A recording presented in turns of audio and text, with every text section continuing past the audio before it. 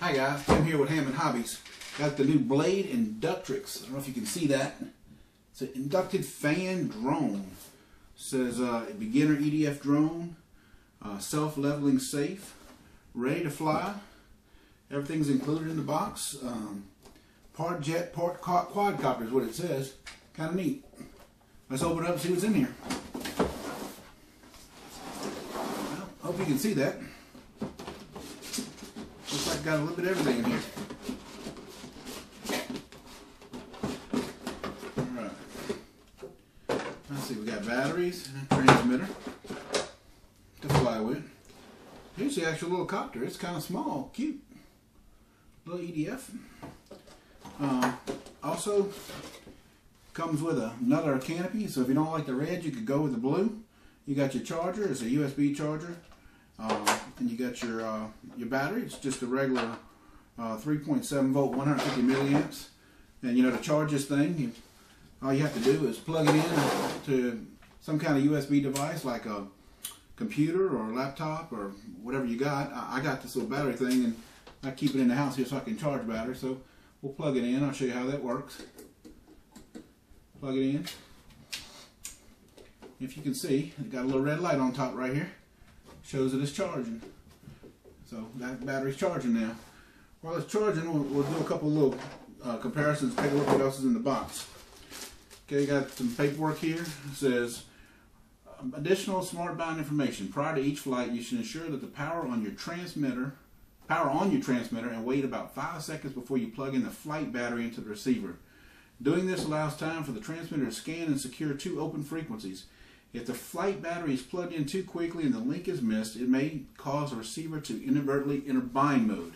If this occurs, simply leave the transmitter on and then disconnect and reconnect the flight battery. Once the flight battery is plugged in, put the helicopter on a horizontal surface as soon as you can within 2 seconds for the gyro calibration. Do not move or sway the helicopter during the calibration process. Failure to do so will cause an unstable flight performance. Well, we don't want that. So that's a good thing to read when you get this open. Alright. While that's charging, I'll show you a couple more things real quick. Come with the batteries. I'll put the batteries in the transmitter here. Just a second. Let's compare it a little bit. Neat little thing. It's got a little plate deal under here for the battery to sit.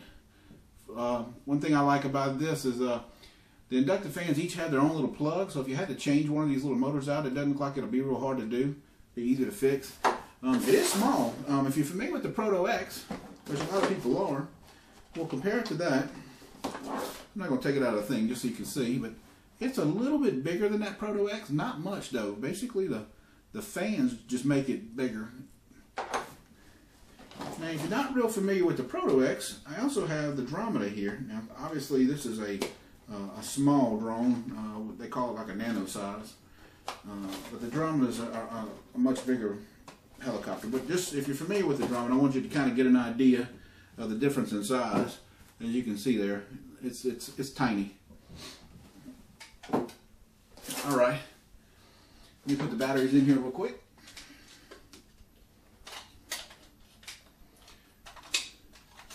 All right, looks like we got them in here. Let's see how this thing works. Now, I would definitely not suggest doing this. That battery's still charging, but there probably will be enough in there for us to do a little test flight. So I'm going to go ahead and do that to save us some time. But when you get this thing, when you buy one from Hammond Hobbies, you need to make sure you let it charge all the way up and wait for the light to go out before you use it. It's just better for the battery. So here we go. I'm going to try it out. Let's see how this goes in here. Looks like the cable's right there. And then you'll take the end with the black thing on it and face it on the same side as the cable. And then we'll just slide that battery in there. And if you look at it, it sits perfectly in the middle of the thing to balance it out. So if you put it in backwards, let's see what that looks like. If we accidentally put it in backwards,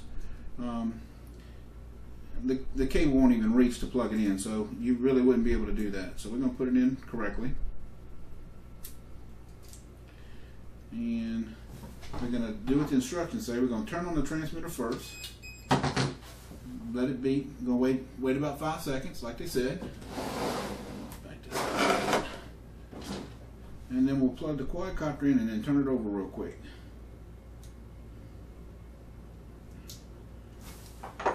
There we go. Looks like it's blinking. Okay, blinking stopped. That's gonna tell us it's ready to go. So let's see how it flies. I'm gonna try not to run into anything in here. We are inside, but I do have an air conditioning vent blowing on me, so hopefully it won't fly too crazy. Let's see what it does.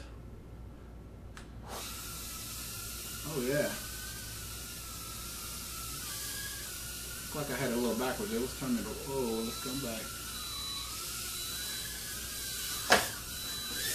Well, I'm not that good of a flight here. Let's see. Try it again so you can see it. Alright.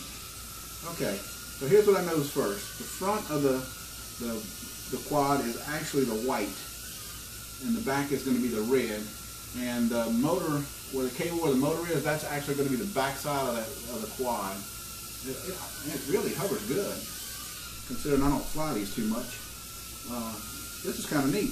And what I like about it is, compared to the Proto X, it looks like it's much more durable, and it's built really well. These are a great little quadcopter. I like this. Hovers good. Whoa, can't see it now, can you? I'm gonna bring it back. There we go. Anyway, there you go, man. The Horizon Blade Inductrix Beginner EDF drone. Man, come by Hammond Hobbies. There's a whole bunch of them. Again, you get them in red. You get the blue canopy to go with it. So if you don't like the red, you can go blue. Very nice, very nicely built quad. Come by and see us. Here's a little night flying with the you know what they call them, inductive.